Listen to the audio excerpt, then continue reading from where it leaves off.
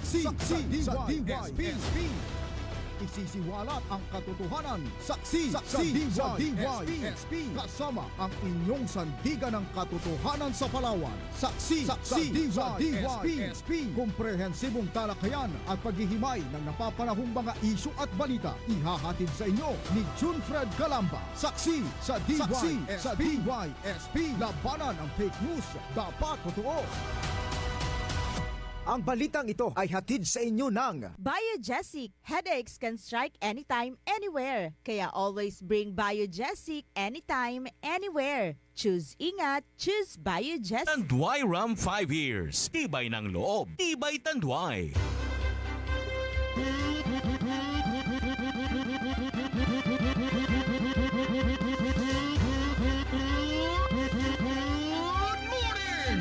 Magandang umaga, Pilipinas!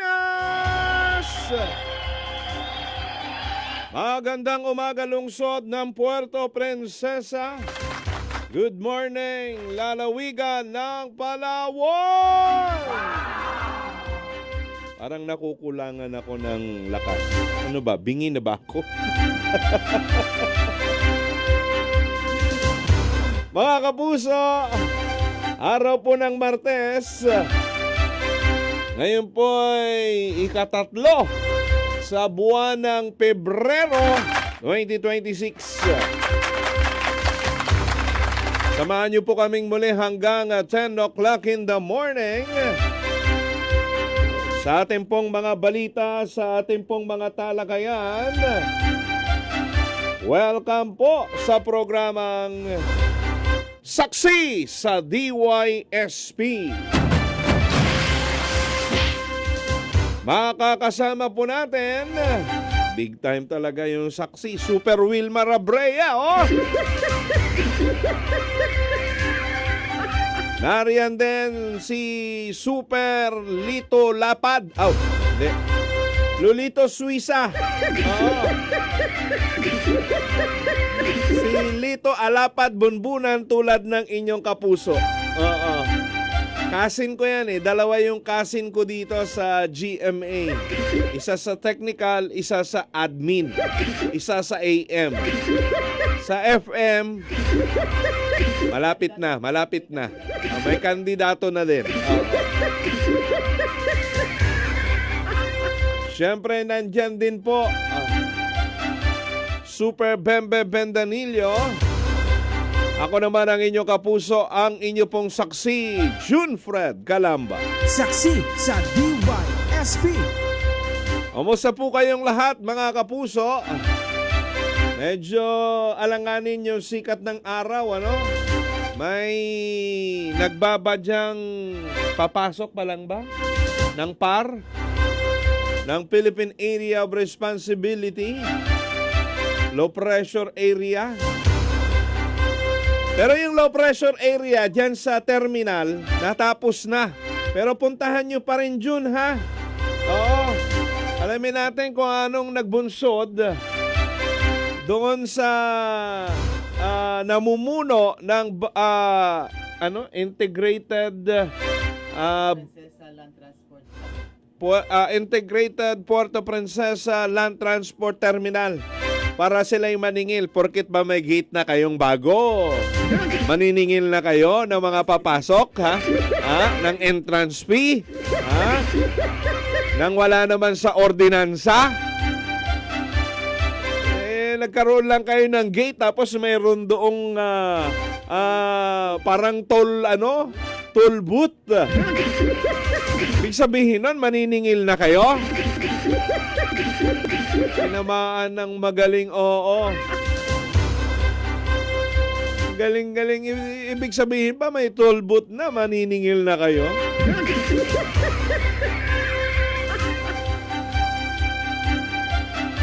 Buti na lang, naagapan ng city government.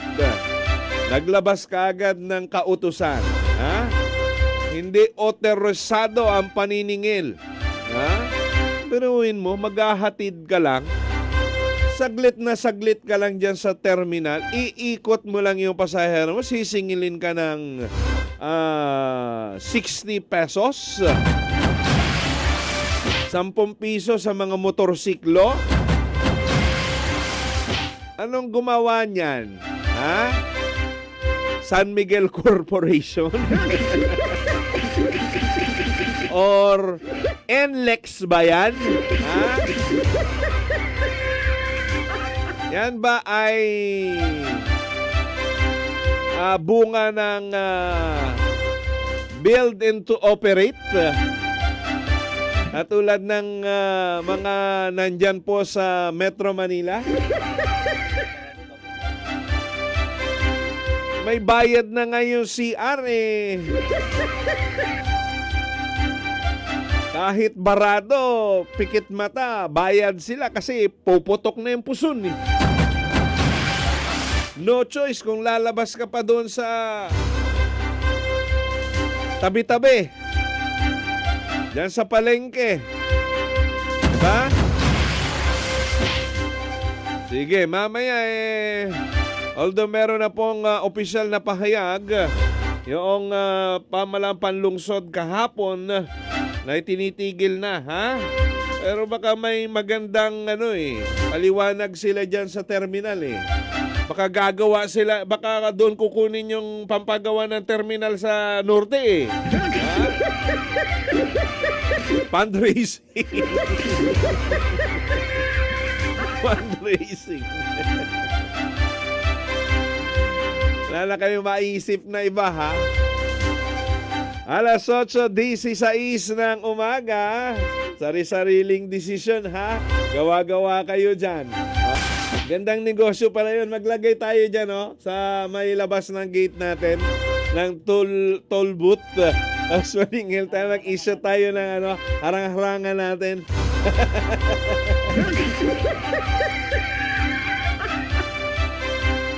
Alas 8:19 ng umaga, mga kapuso.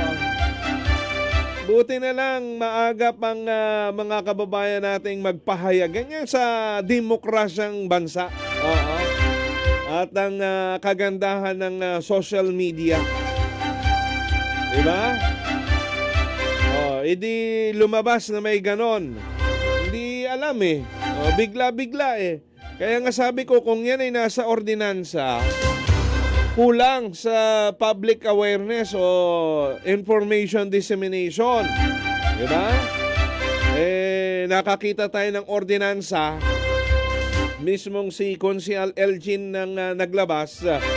Malinaw na wala sa ordinansa ng ating land terminal dyan sa Erawan, yung paniningil, mga kapuso, doon sa mga papasok na mga sasakyan o mga bihikulong maghahatid, magsusundo ng kanilang mga pasahero, mga bisita. No? Yung may bayad, yung pagte-terminal doon, bawat alis nila, magbabayad sila doon, mga kapuso. With corresponding amount yon doon sa ordinansa. Oo. Pero yung maghahatid ka lang, ilang minuto lang, saglit na saglit lang, idadrop mo lang yung pasahero mo doon or yung kaanak mong bibiyahe ng north or south. Walang bayad yun. No? Libre yun.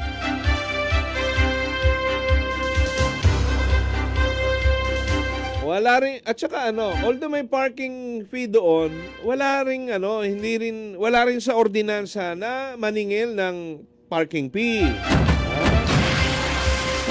Specific yung ordinansa. Basa-basa din tayo pag may time.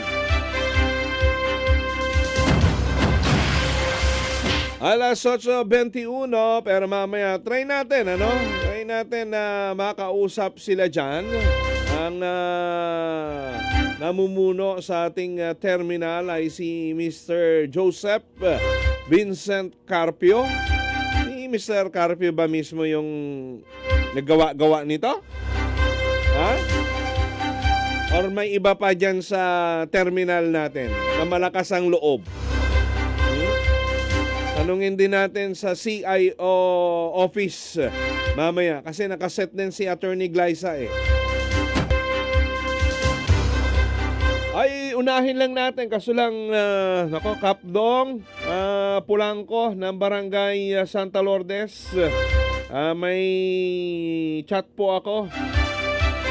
Wala na yung number ni Kapdong dito sa atin eh. Delikado pala dyan sa Santa Lourdes. Noong hapon maliwanag. Hindi madilim. No? Pero alanganing area. Hindi matao. Pero lakas ng loob nito ha. Hold upper. Guro pa man din. Yung pong biktima niya. Diyan po sa Barangay Santa Lourdes. Ingat-ingat kayo dyan ha. Mahingi lang natin yung mga pangyayari sa Barangay Santa Lourdes para yung ating pong mga residente dyan or mga bibisita dyan, pupunta lamang dyan, makapag-ingat.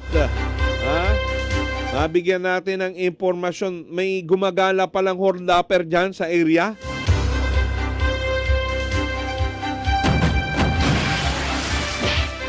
Sana makontak natin si Punong Barangay Jeramil Pulangko ng Barangay Santa Lourdes. Saksi sa DYSP.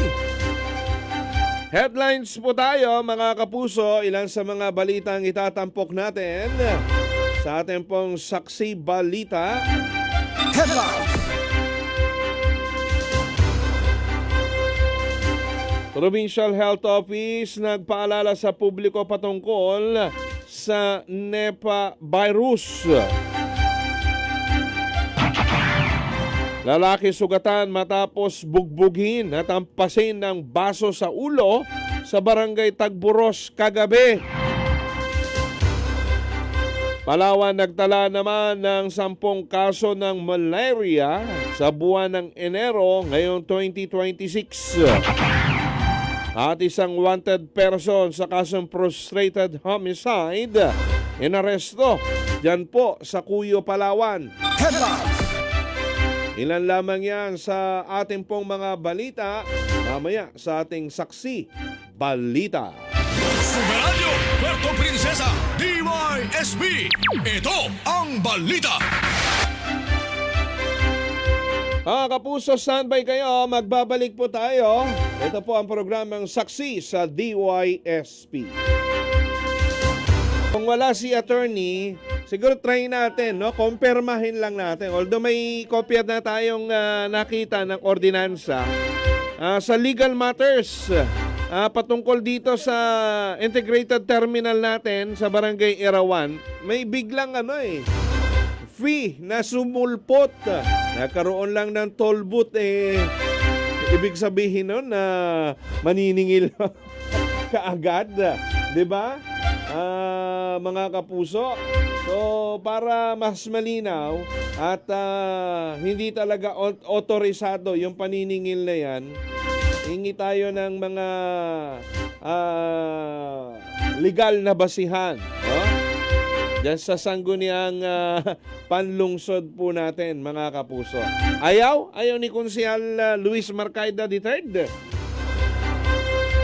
Oh, sila ang nagbalangkas niyan eh. No? Kahit hindi na konsehal, si dating konsehal ni Sario Awat, sigurado alam niya yan. Oh.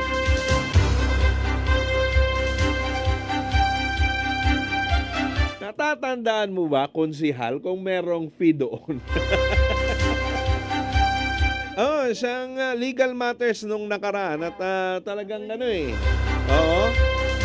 Although, malinaw naman dito sa ordinansa. Wala talaga Oo. Pero baka may nabasa doon yung mga taga-terminal pinagbatayan nila. Nito pong kokolekta ng fees diyan po sa integrated terminal natin sa Irawan. Biglang sumulpot itong fees na ito eh. No? Basahin ko yung Basahin ko yung nandiyan na ba si attorney? Ano lang, insight lang kasi ayaw nung kasalukuyan eh. Oo. Pero papunta naman si Super June at yung ating patrol doon sa mismong terminal natin, no? Para hingin yung paglilinaw dito ng mismong terminal superintendent. Okay? Sana ba ito? Dali. Talagang malabo na yung aking mata eh. Ordinance number 10996. Ito po yung ordinance amending chapter 13 article V section 3B point 03 of ordinance otherwise known as the revised revenue code of Puerto Princesa City of 2016 by deleting item number 5 thereof. Dito ito sa mga nakapaloob sa ating bus and jeepney terminal. Terminal fee. Bus and heavy vehicle, kailangan magbayad po ng 90 pesos per trip. Medium bus, pwede ba? Si Attorney Nisario Awat, dating konsehal natin, hingal lang natin kasi I'm sure, no? Matalas pa yung memorya ni Konsehal Awat, no? At silang nag-aral nitong mga guidelines na ipatutupad dyan sa ating terminal sa Erawan. Pabatiin ko muna ha. Nandoon na rin si June at yung patrol natin sa Erawan. Standby lang kayo dyan, Super June. Ha? Attorney Nisario Awat, sir. Magandang umaga muna. Si June Fred Calamba po ito sa GMA, Palawan. Magandang umaga, Fred, at magandang umaga sa lahat ng Opo, bagamat hindi na kayo miyembro ng City Council, Attorney, salamat sa pagtanggap ng aming tawag at alam ko masasagot ninyo ng malinaw itong aming mga katanungan. Kahapon po kasi at noong mga nagdaang araw, biglang may sumulpot na bayarin dyan po sa ating terminal sa Irawan, na kung saan yung mga papasok daw po maghahatid lang, magsusundo. For example, yung mga four wheels ay magbabayad ng 60 pesos at yung tricycle at motorsiklo ay 10 piso naman. May inisyo na ticket yung parang binibigay doon sa palengke, yung maliit na nakapirasong papel, no? Kaya kami napatawag. May portion ba nung binabalangkas ninyo at pinagtitibay ninyo yung mga guidelines regarding integrated bus and jeepney terminal natin sa Erawan na po pwedeng maningil po ang pamunuan nito sa mga private vehicle na po papasok dyan, Attorney Awat, as chairman dati ng Legal Matters ng City Council, sir? Well, as part of June, wala tayong natatandaan ng mga kanyang bayarin nung binalangkas ang nasabing ordinansa.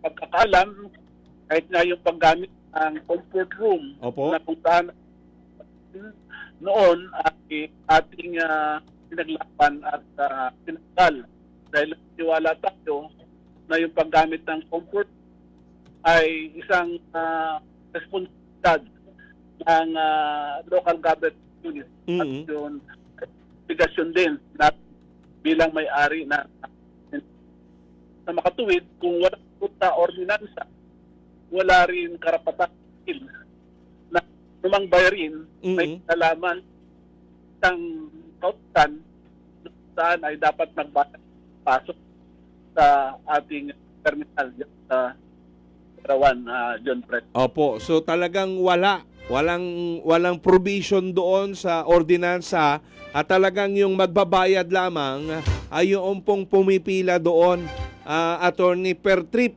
Naka-indicate yun doon sa ating pong local revenue code for example, yung pong mga bus, mga medium bus, shuttle van, prescribe naman po yung kanilang babayaran doon sa ordinansa. Yun lang talaga yung may bayad doon, Attorney Awat, sir.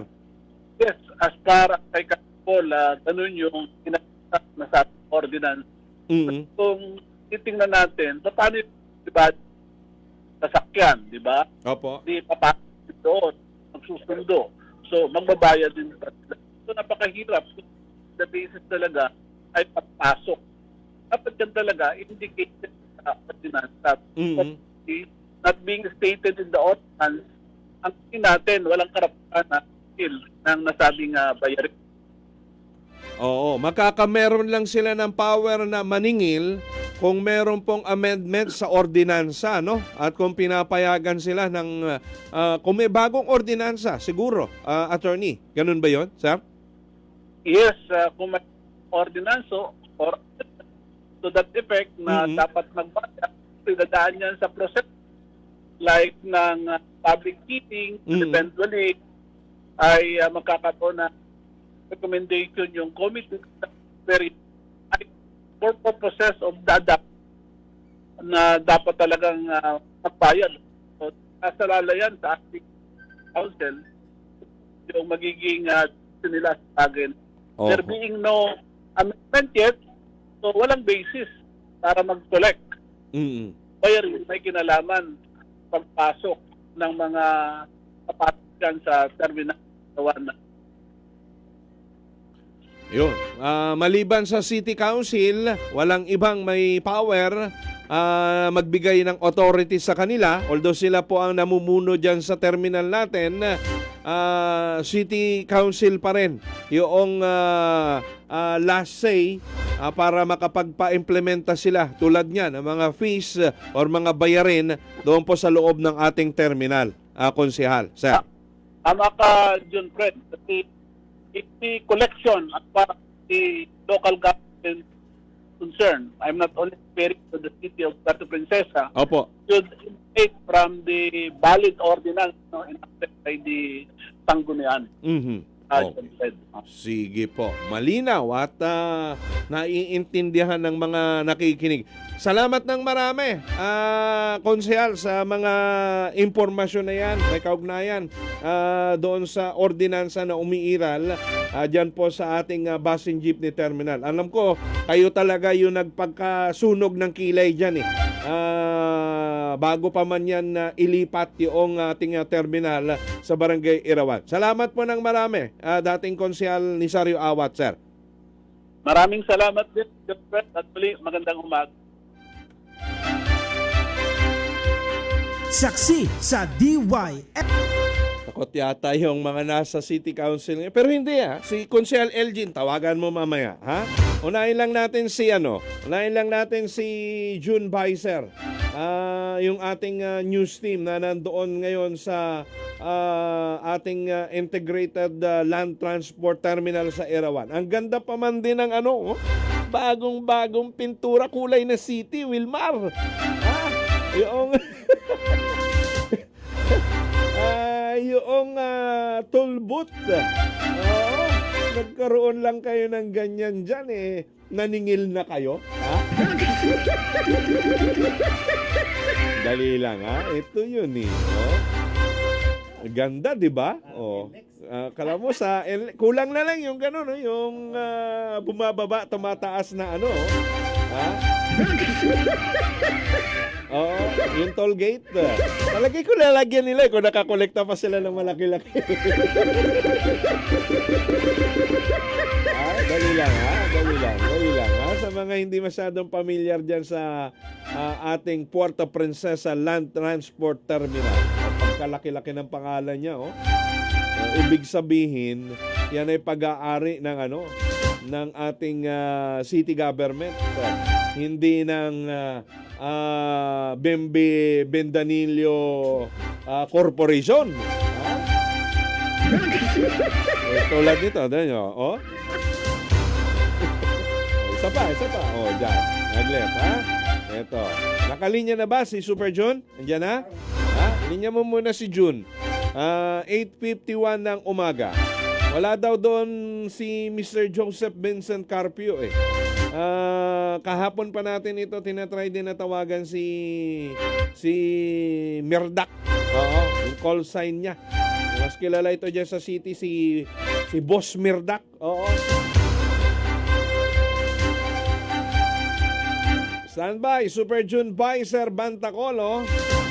Ano yung inabutan ninyo dyan sa ating land transport terminal? Super Radio On the Spot Report.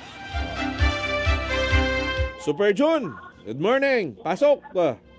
Yes, magandang umaga, Super June Fred. Dito nga tayo sa Yan, no? Princesa Ganda, oh. Central and Transport Terminal. At yung kanina pagpasok natin, ibang-iba na rin kumpara doon mga nagdaang mga araw dahil itong parang gate dito sa entrada ng terminal. Ito yung mapapasok lang dito yung mga bumabiyahe, kaya ng mga bus, mga shuttle van, may mga tricycle, mga pampasahero at mga private vehicle.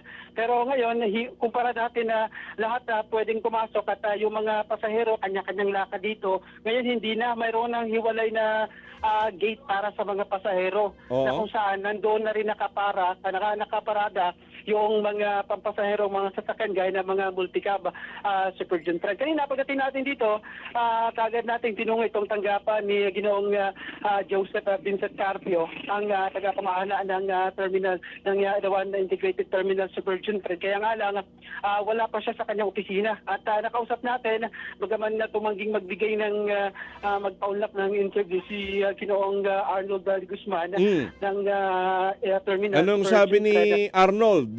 Sino bang nagsimula itong nagsimula itong pasimuno ng paniningil diyan sa terminal? Super June. Hindi na niya kinumpleto yung kabuang detalye sa Super June dahil nga ang nais nga niyang makausap natin ay si Ginoong Carpio. Pero binabanggit na nagsimula ito noong Sabado lang, Super June Fred. January 31 itong paniningil doon sa mga private vehicle na pumapasok dito sa gate mismo ng Irawan Integrated Terminal Super June Fred. Ito ay para ma-check din yung para din sa layunin ng para sa seguridad Super June Fred, yun ang tinutukoy sa atin. Security purposes yung binabanggit, kaya may mga paniningil at may ilan sa mga pag-check na ginagawa itong mga kawali ng Terminal Super June Fred. Pero yun nga lang, sabi niya kaagad namang pinatigil mula nung maglabas ng kautusan o memorandum order ang City Administrator Super June Fred. At sa ngayon nga ay wala nang ginagawang paniningil kundi ang mga sinisingin na lang yung mga shuttle van, mga pampasaherong tricycle at yung mga bus na pumapasok dito. Nakapaskil din dito sa mismong gate yung halaga na binabayaran ng bawat sasakyan Super June Fred. Jun, yung tricycle na maghahatid may bayad? Yes, Super June Fred, may bayad yung mga tricycle na maghahatid, lalo na kung ito ay pampasahero Super June Fred. Halimbawa, multicab, pampasahero, may bayad din yon. May bayad Super June Fred. Nakalagay dito sa gate yung mga halaga ng babayaran Super June Fred, lalo na kung pampasahero. Yun ang binabanggit ni Ginoong Arnold Guzman Super June Fred. Oo. So ang libre ay yung mga pribadong sasakyan lang talaga?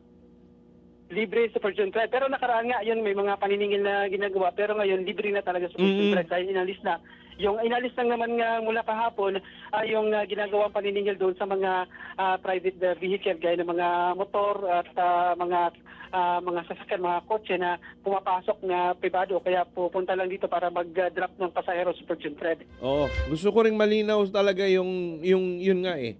Yung mga tricycle o pampasahero na maghahatid lang ng pasahero nila dyan, sasakay sa bus o shuttle van, kung legit yung paniningil doon. Kasi hindi naman sila nag-avail na serbisyo ng terminal Super June, no? Yes, Super June Fred. Na-elaborate pa ba ni Mr. De Guzman yun? Oh. yung binabanggit sa tricycle, talagang yung mga namamasadang tricycle, Super June Fred, sinisingil sila 10 piso yung paniningil Super June Fred. Palos pareho din dun sa mga multicab na papasok dito dahil halimbawa may mga dalang kargamento, kailangan diretso dito sa may mga sasakyan o sa mga bus at mga shuttle van Super June Fred. Yung Kaya lang, siguro yung binabalik kanina ano, sa atin, yung pipik. ni Ginoong Arnold, dapat daw talaga yung mga pasahero may hiwalay silang gate na dapat doon sila ibababa. Lalakad na lang sila Super June Fred, papasok dito sa isang gate.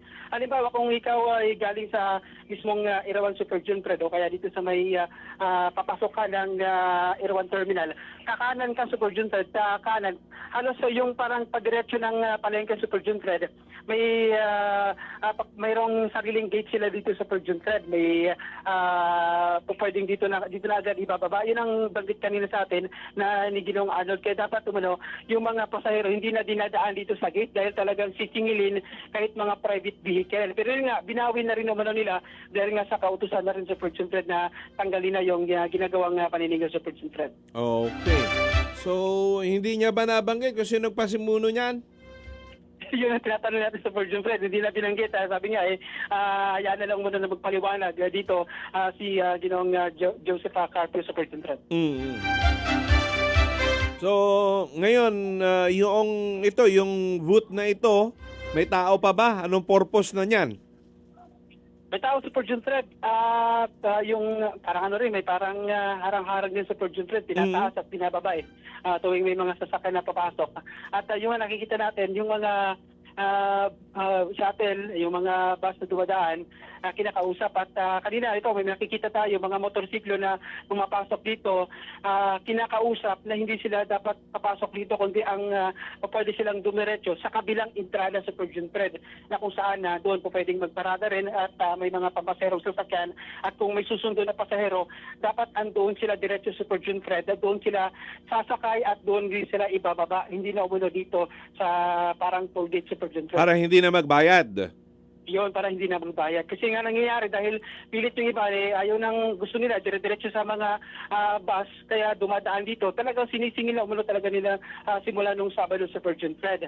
Kaya yung iba, kung ayaw magbayad, dapat doon na diretso talaga dito sa may bahagi na ng sa may mismong daanan na ng mga para sa mga pasahero sa Virgin Pero Fred. paglalakarin nila. Wala talagang malinaw na pagpapakalat ng impormasyon na ganito na yung sistema dito sa terminal sa Virgin Fred. Pero pag doon ka ibinaba sa sinasabi mo dyan, maglalakad pa yung pasahero, papasok. Maglalakad sa Virgin Fred. Oo, maglalakad. Pagdating dito, paano yan?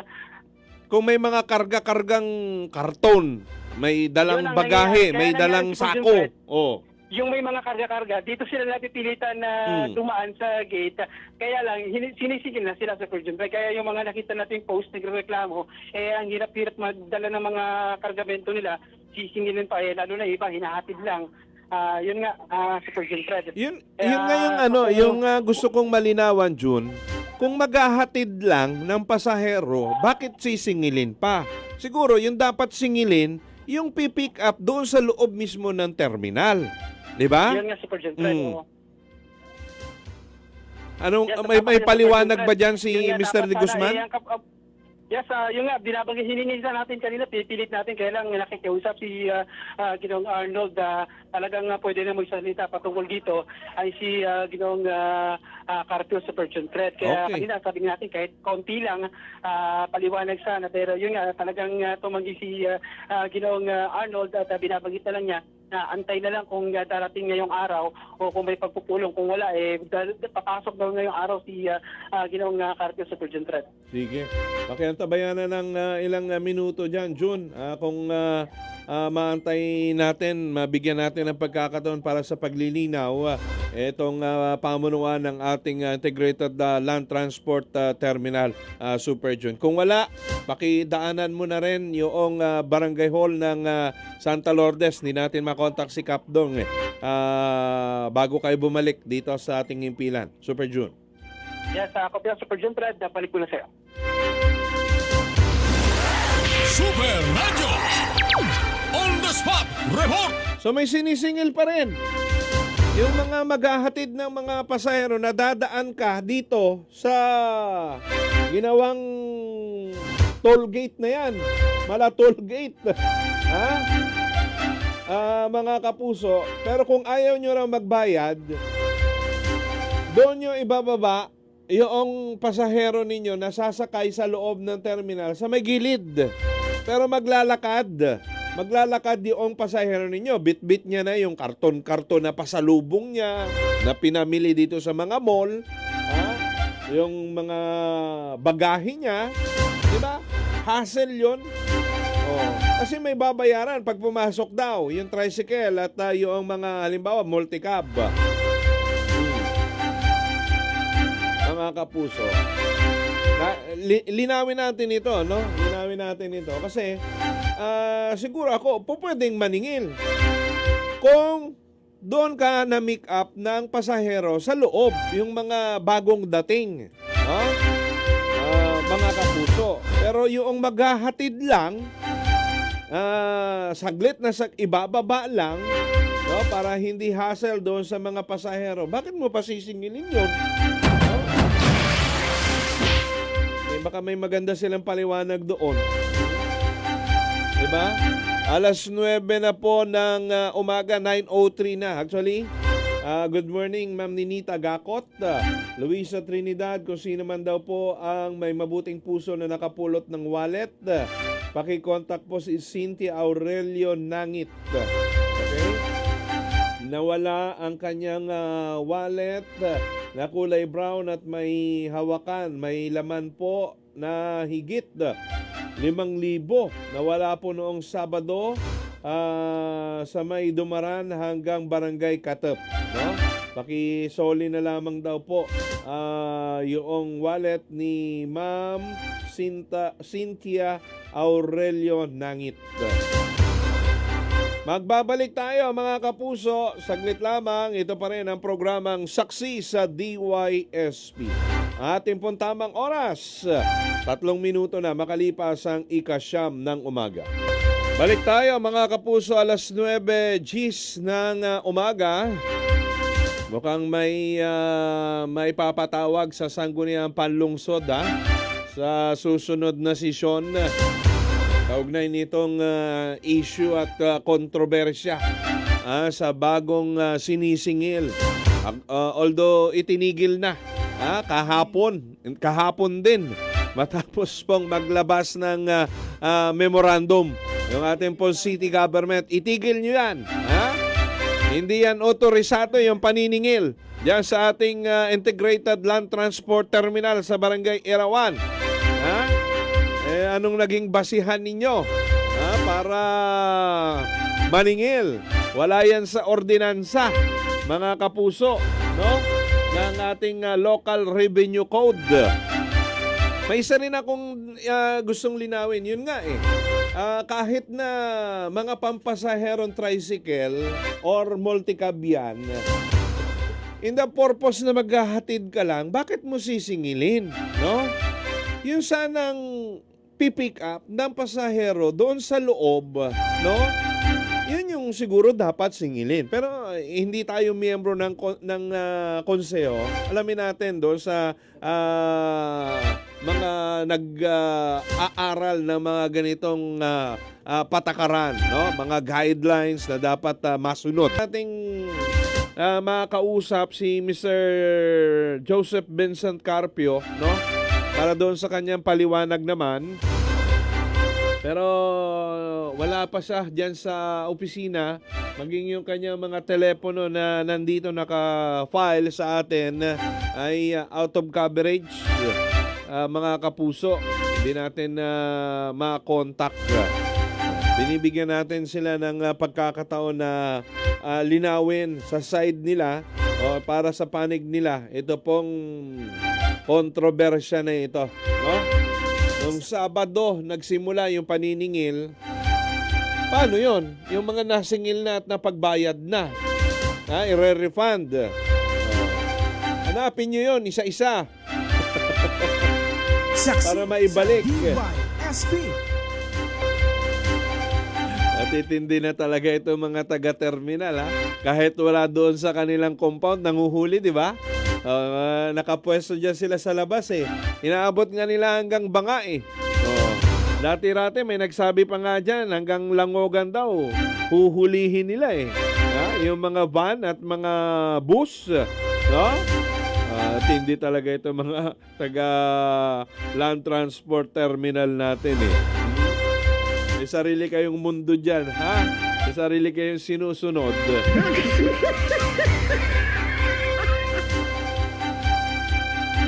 Alas 9:15 ng umaga mga kapuso.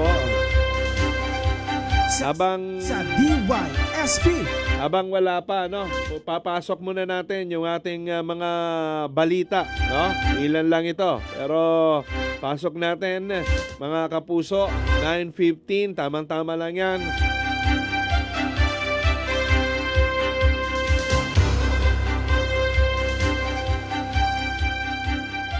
Follow us on YouTube, mga kapuso, ha? DYSP Super Radio Palawan Official. At follow nyo rin or like yung aming TikTok account, DYSP Super Radio Palawan.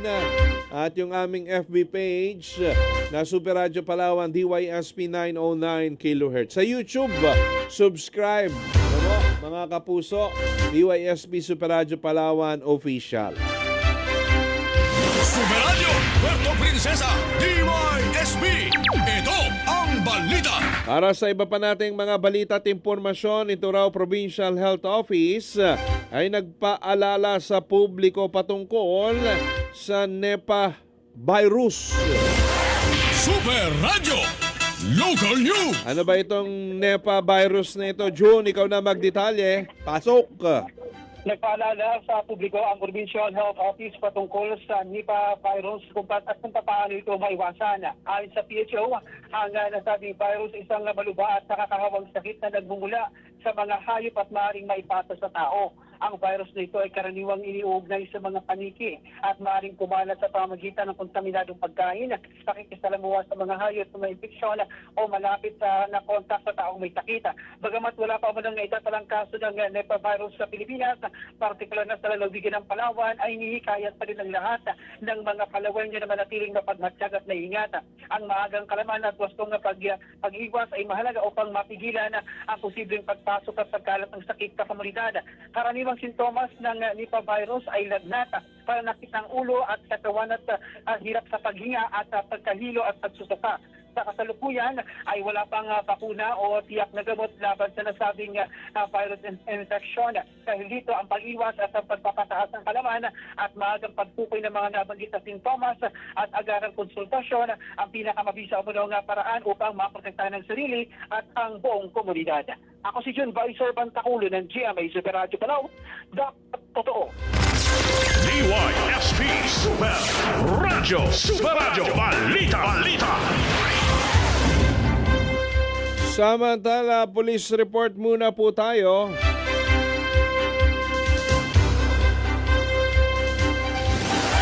Super Radio, Police Report. Lalaki sugatan matapos bugbugin at ampasin ng baso sa ulo. Yan po sa Barangay Tagboros kagabi. Super Radio, Police Report. Super Kenneth. Sugatan ng isang lalaki matapos na bugbugin at pasinagpaso sa ulo ng ilang mga kabataan pasado alas 10 kagabi sa Purok Basigla, Barangay Tagboros sa lungsod ng Puerto Princesa. Ayon kay Chief Tanod Angelito Analao ng Barangay Tagboros, ayon sa kwento ng isang saksi, habang nagiinuman sila ng biktima sa loob ng kanilang boarding house, ay biglang dumating na sa humigit kumulang 6 na kabataan at pinagsusundok ang biktima hanggang sa inampas na ito ng baso sa kanyang ulo bago tumakas sa mga sospek.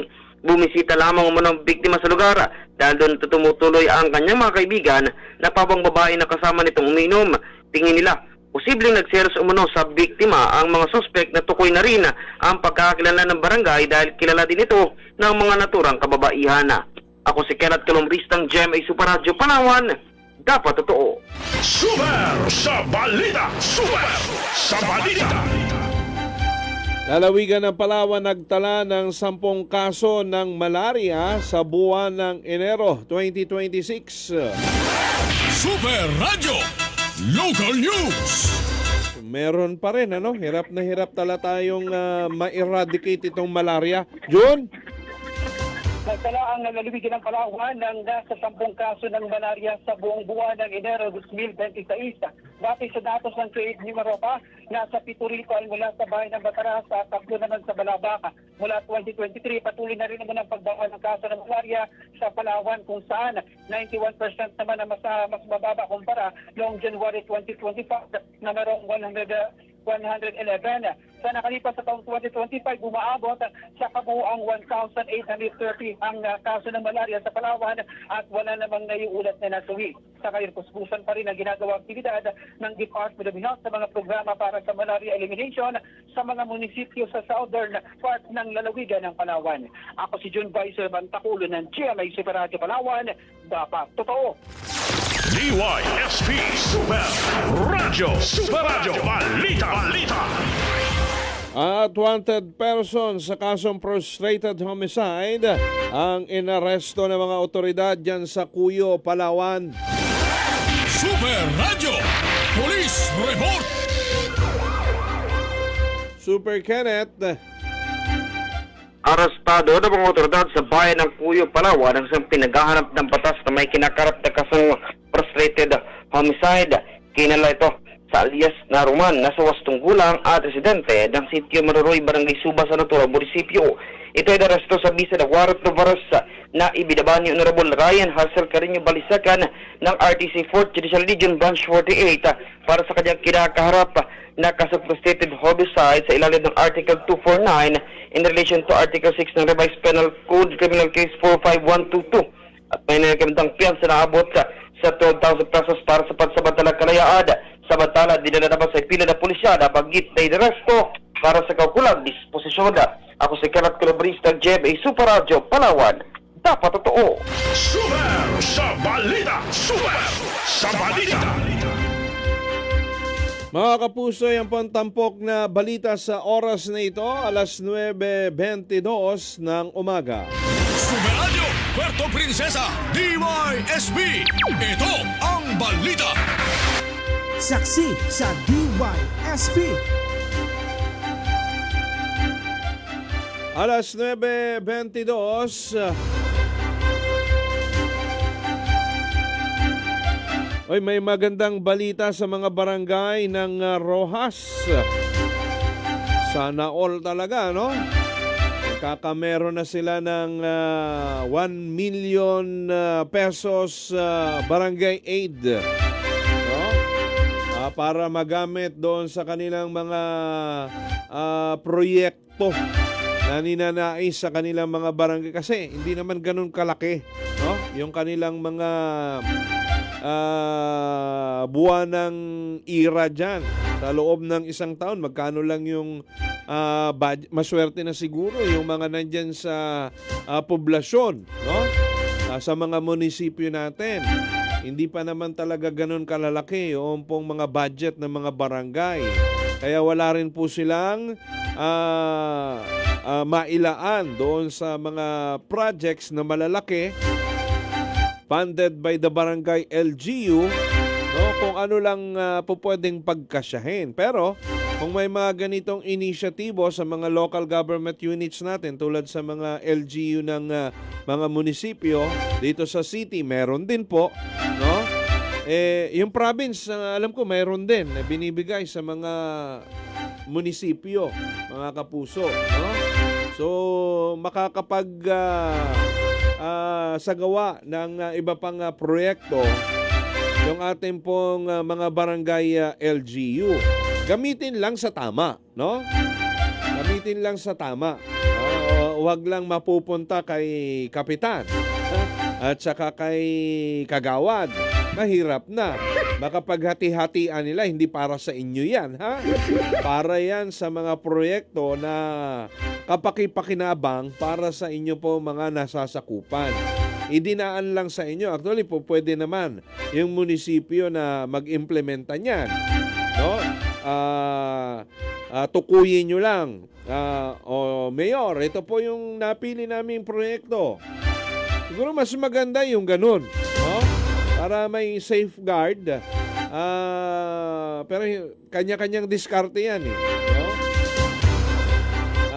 politika yan diskarte yan ng mga ehekutibo o paano nila lalaruin. No? Pero isang maganda, mag-submit ng proposal yung bawat barangay worth 1 million pesos. No? At ipatupad ng munisipyo. Okay din yun. No? So, dito naman yata sa Rojas, talagang ipagkakaloob, ida-download yung budget sa pondo ng barangay at silang mag-utilize para sa ganitong project na naiisip nila para sa kanilang mga kabarangay. Saksi sa DYSP.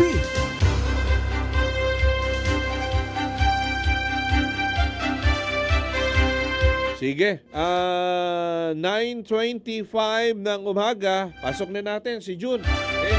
Nandoon na sila sa barangay Santa Lourdes sa opisina nitong si punong barangay Jeramil Capdong Polanco. Patungkol ito doon sa nangyaring hold up sa isang guro. Naglalakad lang pasado alas 5. Na-timingan siya nitong hold-upper na gumagala dyan sa Santa Lourdes. May baril, ha? May baril. So, delikado ito. Nakakatakot. Baka makalabit niya yung gatilyo. Patay. No? Super Radio. On the spot report. Super June, pasok. Yes, magandang umaga, Super Jim. Sa dito tayo sa tanggapan ni Punong Barangay Jeramel Polanco ng Barangay Santa Lourdes. At bigyan na natin kikap, no? Sige. Itong patungkol doon sa nangyaring hold-up dito sa area. Kikap, nasa kabilang linya po si Super Jim Lecamba. Nagpo tayo sa GMA Super Radio. Kapdong, good morning. Po, Sir John Fred. Good morning po. DYSP Super Radio. Oo, pinapuntahan na namin kayo personal, Kapdong, kasi iba na pala yung numero ninyo. Di namin kayo makontak, sir, doon sa numero na nandito sa aming pong himpilan. Kaya pinasyalan na namin kayo dyan para dito sa mahalagang bagay na dapat nating ipaalam sa ating komunidad. May gumagala palang hold-upper dyan at armado, delikado at nakakatakot, Kapdong, sir. Kaya nga po, Sir John Fred, pero naman ito ay first time na naman nangyari po sa aming barangay. Mm-hmm. So, nagulat nga ako bakit may ganung tawag dito. Kriminal na nangyari. Okay. Sa palagay ninyo, taga dyan yan or dumayo lang, Kapdong? Tingin ko po dumayo lang po eh. Mm-hmm. Tingin ko po dumayo lang. Okay. Paano bang nangyari? Base doon sa salaysay ng biktimang guro, Kapitan, sir? Sige po, ganito po. Ang ulat niya po sa amin dito is pag-after niya sa simbahan, mga 5:50 ng hapon, napatid siya sa may kanto na papasok ng kanilang bahay. Anong purok po ito? Pagdating ko doon, Purok Sentro 2 po. Purok Sentro 2. Saan banda ito, Kap? Yes po. Ito po ay malapit po sa Purok Magsasaka. Harap po ng yung ginagawang subdivision po doon. Mm-hmm. Subdivision. Lagpas na ng barangay hall natin. Lampas na po. Going to yung lusutan na ng Irawan Siksikan, sir? Yes po. Okay. So hindi pa matao yung lugar na yon, hindi pa mabahay, Kap? Hindi pa po. Yun nga po yung hindi pa po mabahay. Wala po. Isang establishment na po yung nandoon. Mm-hmm. So naglalakad siya papasok o pauwi sa kanilang tahanan. Yes po. Sabi nga is pagbaba niya, nagpahatid siya sa kanto. Kasi medyo maaga pa rin, maliwanag, hindi siya nagpasundo. Opo. Maglalakad sana siya. After nun, may sumunod na motor daw galing sa kanto. Medyo mga ilang hakbang pa lang siya, may pumasok na daw po nakamotor. Mm-hmm. At naka-helmet. Ano yun? Iskinita ba yun? Iskinita o malawak na daanan na wala lang talagang kabahayan, Kap? Actually po yun ay barangay road. Okay. Inaayos po yun leading to private cemetery. Isang private cemetery. Mm-hmm. So, yun, naglalakad siya biglang may sumunod na motorsiklo. Isa lang po yung sakay? Yes po, isa lang daw po. Tapos inalok daw siyang sumakay, ihahatid siya. Okay. So, siyempre, tumanggi po siya. Kaya dumiretso daw yung motor, then gumamit ng cellphone, then bumalik uli sa kanya. Okay. Then yung time na yun, tumatawag yata siya sa DS niya, naka-messenger. Hinaharap doon yung phone Sa lalaki. suspect Sa natin. suspect. Opo. Siguro, napansin po siguro ng suspect, kaya bumaba po sa motor, tinututukan daw siya ng baril. Okay. Baril sinunggaban daw siya eh. So nagbumagsak siya. Opo. Then pilit tinatakpan yung bibig niya. Ano yun? Naka-helmet ba? Naka-bonnet? Ano bang description ng suspect ka, Kapitan? Sir? Naka-helmet daw po, tapos kupas na black t-shirt, tapos naka-shorts lang at naka-tsinelas. So hindi makikilala yung pinaka-itsura niya, hindi namukhaan ng biktima natin, sir? Negative po, hindi po talaga niya namukhaan daw. Naka-helmet. Yung motorsiklo, ano yan, scooter, yung karaniwang motor? Parang red na sports daw na maliit, sir. Okay. Hindi napansin kung anong brand ng motorsiklo, sir? Wala po, hindi rin po niya napansin ko anong brand po. Oo. So nagpambuno sila. Nakiusap daw siya kasi tinutukan na wag na siyang patayin. Yes po. Okay. Nakiusap siya na nakawan na lang. Nakita daw yung cellphone niya na naka-on, tinapon daw po yung cellphone niya, then kinuha na lang yung wallet. Yun po yung tinapon daw yung bibig niya. Okay. Opo, tapos tumigil siya sa pumiglas, tapos doon na daw kinuha yung cellphone, nakapatong siya sa bandang dibdib niya, tapos pinatay niya daw yung call messenger ng suspect, tapos tinapon yun nga po yung cellphone, tapos kinuha na lang po yung wallet, tapos lumayo daw. At umalis na? Kanya. Umalis na? Opo. Oo, Pero habang daw siya lumalayo, tinutukan pa daw siya ng baril bago sumakay ng motor. Alis, patungan na road na to, leading to Irawan or Siksikan yung daan. Pero hindi na po niya nakita kung saan po. Dumiretso talaga. Oo. Nung nangyayari yon, Kap, wala talagang nakapansin, walang nakakita na ibang tao. Yes po, wala talaga medyo hindi po talaga dinadaanan ng gusto yung kalsadang yun. Pero yun talagang daanan niya sa tuwing umuwi? Or may iba pang daan? May iba naman pong daan. Doon din sa kabila, sa Centro Dos din. Napaano lang siya kasi mas malapit doon. Mas malapit po ang pagdoon sa dadaan. At saka tiwala siguro dahil maliwanag pa. Opo. Maaga pa. Opo. Kung dito naman siya sa kabila dumaan, maraming mga kapitbahay, maraming nadadaan ng tao. Kaso lang, nagpataon siguro, doon siya lagi dumadaan. Pag maaga pa, kasi paggabi, siyempre, napakadelikado na rin kung gano'n. Oo, at saka, or siguro, kung may service naman silang magkasintahan, nakasakay siya alos palagi pag dumadaan dyan sa area na yan, hindi natatimingan. Opo, actually po, lagi rin po nagpapasundo yun sa kanyang tatay. Sa tatay. Gabi na yung uwi. Oo. Si President din po yung tatay niya doon. Okay. Itong si ma'am, teacher, dyan din po sa atin? Hindi po sa ICN daw po yata, sa Immaculate na kasabi niya sa akin.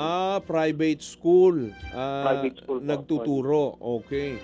So, kumusta po ang backtracking natin with the PNP, yung investigation na Kapdong? May mga possible bang makukuha tayong CCTV dyan sa area na mga maaring dinaanan nitong suspect papunta at habang nag-chichempo ng kanya mabibiktima, sir? Actually po, yung gabi pa lang, nag-review na kami ng CCTV dito. Kasama natin yung investigador. Wala kami nakita yung ditong park sa may barangay hall, but sa mga private na establishment, humihingi rin po sila na sinabihan din po namin na kung saan yung may mga private na establishment na may mga CCTV. So kahapon po yata ongoing pa rin po yung nila review sa mga CCTVs po dito. So wala pa talagang lead dito po sa pagkakakilanlan or kahit na makuha man lang sana kung may plate number yung pong motor, madali nating ma-check doon sa LTO kung kanino ito nakarehistro. Wala pang ganon, Kap? Yes po, as of now, wala pa pong ganung ulat sa amin na may nakitang plate number or suspect na dumaan. So talagang magagawa natin ngayon para hindi na po maulit at maiwasan itong mga pangyayaring ito, manawagan doon sa ating po mga residente na iba yung pag-iingat kahit na maaga pa, wag magtitiwala at maglalakad na mag-isa siguro. Kapdong. Yes po, kaya nga po nananawagan kami sa ating mga kabarangay na although ito ay lang na pangyayari. Isolated pa lang sa ngayon. Isolated case pa lang po ito pero yun na po, iba yung pag-ingat lalong-lalo na sa ating mga estudyante. Pag lumalakad, huwag na magpaabot ng gabi dahil napakadelikado na rin po talaga. Oo. At siguro yung ating mga tanod, pag mga ganyan, oras di peligro na, talagang magsimula na rin po mag-ikot-ikot para visibility, Kapitan, Sir. Yes po, ganun din po talaga. Patuloy pa rin po yung pag-rubing namin. Although kasi busy ngayon yung mga tanod, may mga activity kami dahil pa-fiesta po kami. At yun pa rin po, kagabi nag-meeting kami para paano ma-solusyonan na full force muna yung aming rubing. Oo, para lang ma-preempt yung mga patambay-tambay dyan na may mga binabalak at nag-aabang lang ng tamang pagkakataon. Kasi kahit pa paano, matatakot at matatakot magdadalawang isip na gumawa ng kalokohan. Parating po pala yung piyesta ninyo. Kailan yung piyesta ninyo dyan sa Santa Lourdes, Sir? Ito pong darating na February 11 po. Ayun, advance happy fiesta po sa barangay Santa Lourdes. Kap, baka may mensahe pa kayo o nais na iparating sa ating po mga residente or mga aktibidad na nais imbitahan yung ating mga kabarangay regarding sa ating kapiestahan. Go ahead po sa ngalan ng barangay Santa Lourdes. Yun po, muli po, tayo ng pamunuan ng barangay Santa Lourdes. Iba yung pag-iingat sa mga magulang. Lagi pong i-check yung kanilang mga anak, lalo na paggabi na, hindi na pa kalat-kalat sa kalsada kasi nga po napakadelikado na rin po yung panahon ngayon, hindi na natin masabi dahil marami ng krimen nangyayari. Ganun din po, siyempre, imbitahan natin mga kabarangay sa darating na fiesta. May mga activity po tayo na gagawin sa Santa Lourdes National High School. Meron po tayong pasumba, may school night. Merong Santa Lourdes Got Talent at sa kapiestahan naman po ay merong padisco yung barangay. Yun. Pwede kami dyan sa padisco. Yun talaga. Thank you, Kapdong. Salamat sa inyo dyan. Sige po. Jun? Salamat din po. Mabuhay po kayo ka, Jun, sir. Jun? Yes, Super Jun, sir. Yan si Kapitan Jeremy Polanco ng Barangay Santa Lourdes. Mula dito sa Barangay Santa Lourdes, ang iyong kapuso, Jun Vicer Bantaculo ng GMA Super Radio Palawan, dapat totoo. Super Radio On the Spot Report. Oras natin mga kapuso, alas 9:39 ng umaga. Saglit lang, magbabalik po tayo. Saksi sa DYSP.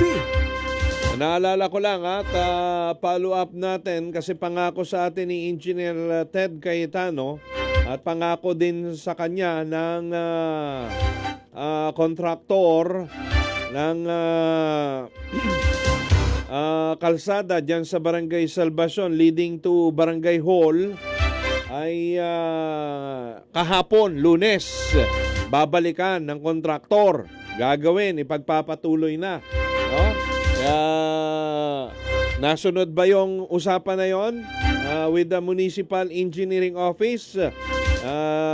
tawagan natin, nakikipag-ugnayan tayo kay Engineer Ted Cayetano. Okay? Nagre-ring lang si Engineer, no? Ayan, ayan. Laman natin kasi matagal na itong nabalam. May i-charge bang violation or penalty doon sa kontraktor na nag-iwan ng project na ito for 3 months? Pinabayaan at kung saan dapat tapos na yung project ngayong January, ngayon lang ulit sisimulan. Kinalkal nila pero iniwan mga kapuso. Update maikli lang kay Engineer Ted, Municipal Engineer ng Rojas, dahil nagpapalo up sa atin Yun ang sabi. By Monday may usapan sila ni engineer ng contractor na babalikan na nila ito. Okay? Maikli lang ito, maliit nga lang ang pondo pero pondo ito ng taong bayan. Kaya ating pong tinututukan. Engineer Ted Cayetano, sir, Municipal Engineer, magandang umaga po sa inyo. Si June Frad Calamba po ito. Isang mapagpalang umaga rin po. So June, at sa ating mga kababayan na nakikinig po. Opo, sabi ko naman sa inyo talaga ipapalo up namin na ito ngayong linggo. Engineer, nasunod ba yung usapan ninyo ng kontraktor? Binalikan na ba nila yung kalsadang ginagawa dyan sa Salvacion? Opo, ganito. Kahapon po ay personal tayong pumunta doon sa site at nakipag-coordinate tayo sa kapitan and tiningnan natin, inantay natin hanggang hapon kung darating yung contractor, pero sad to say ay hindi po dumating. Hindi po dumating. Hindi po sumunod sa usapan hindi ninyo? Hindi po. Opo.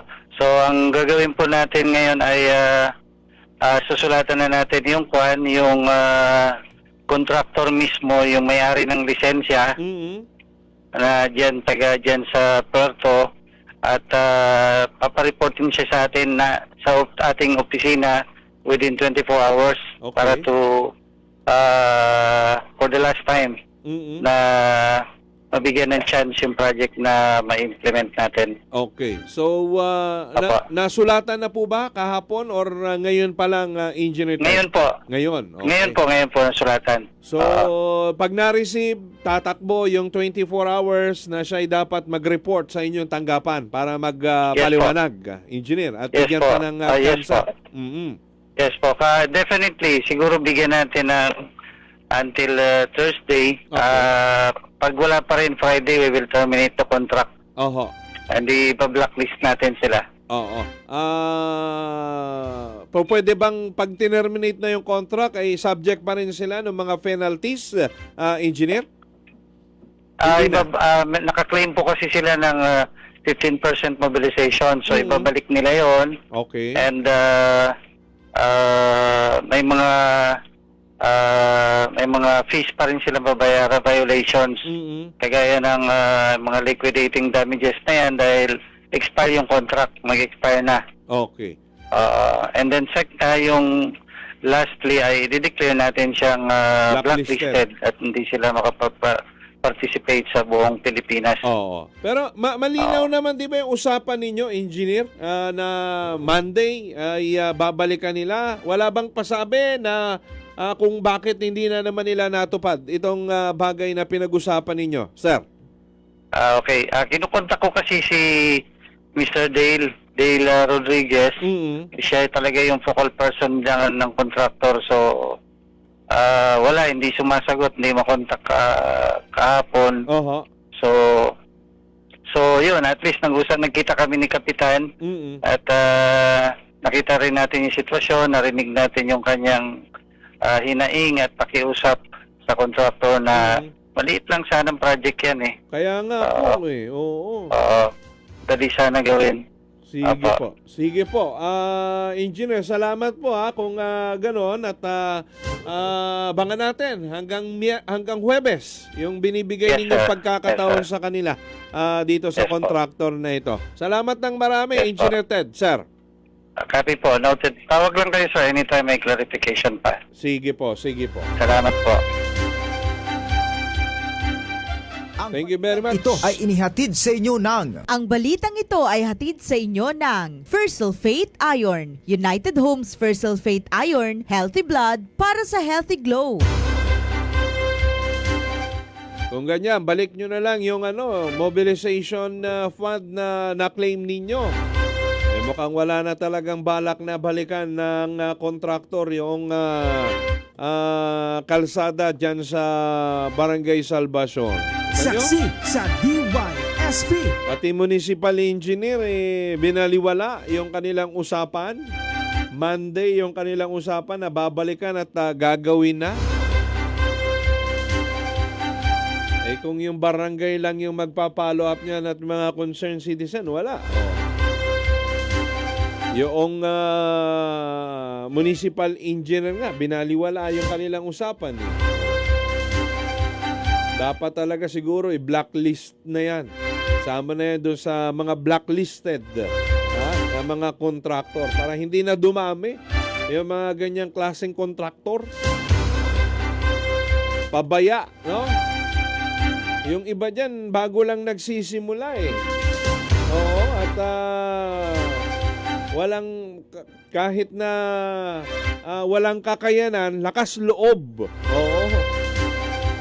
Parang ganun Parang ganun kasi sabi ni Engineer Ted, ang rason, bago pa lang daw bibili ng heavy equipment. Oo, laway lang ang puhunan ng iba niyan, lakas loob lang May mga connection lang. Oo. Tapos ipapasubcon. Yan ganyan. Kaya mga style nila bulok. Oo. Kaya mga nangyayari sa mga proyekto ng ating gobyerno, lugaw. Substandard, mga kapuso. Kasi ilang kontraktor na nagpasasa sa isang proyekto lang. Biruin mo papayag ba yung pinaka nanalo ng bidding na hindi siya kumuha ng kita niya? Siya yung original na nanalo sa bidding tapos ipapasa niya doon sa kabila. Di nabawasan na. Halimbawa, isang halimbawa niyan, yung 100. Doon pa lang kay contractor Rodel Guzman, kinuna niya na ng 15%. Ilan na lang? 75. Inilipat kay Wilmar Abrea Construction. Si Wilmar kumuha pa ulit ng 15%. Ilan na? Nabawas? 30 na. Doon sa pangatlo, na siya nang gagawa. Ilan na lang ang natira? 70% na lang. Magkano pa yung kukunin niya doon nasa kita? Papalagay mo 20% dahil siya na yung tumapos. 50% na lang yung napupunta sa proyekto. Ano pang asahan mo nun? Kalsada, binuo nga. Ayon doon sa project specification. Buo, okay, di ba? Hindi kulang yung haba ng kalsada.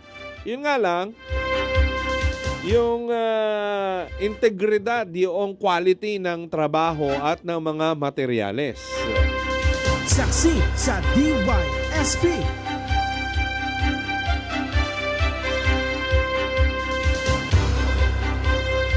Yan yung sakit na hindi magamot-gamot noon pa, mga kapuso, hanggang sa eto nga, yung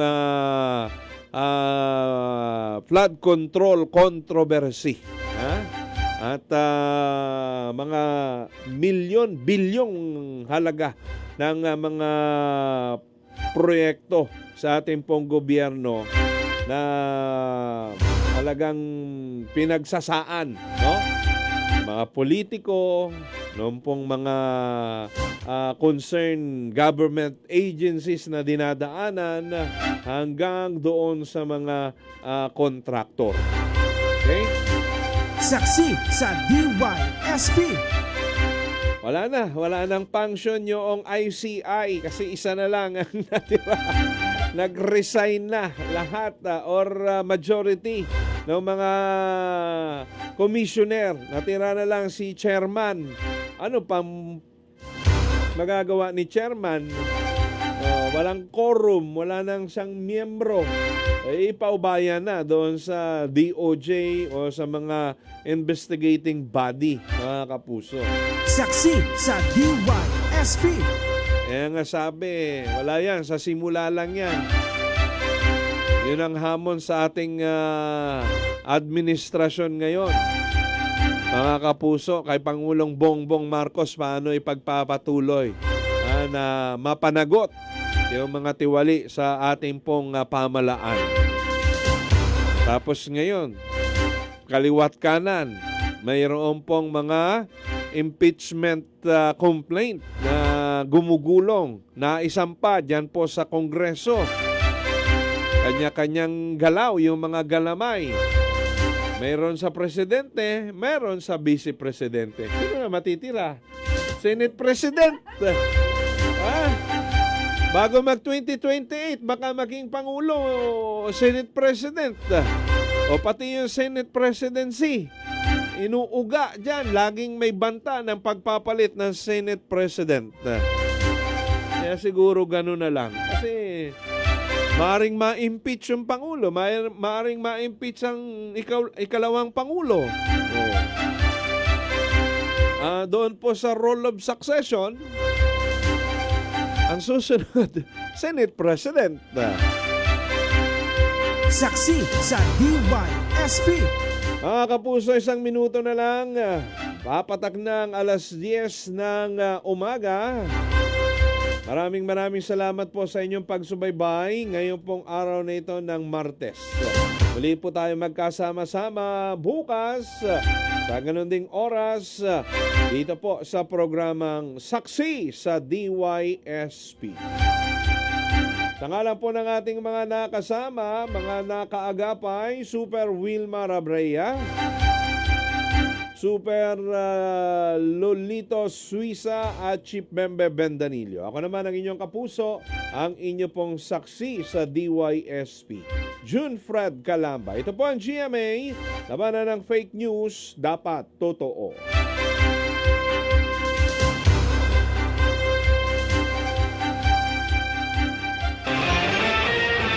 Ito ang serbisyo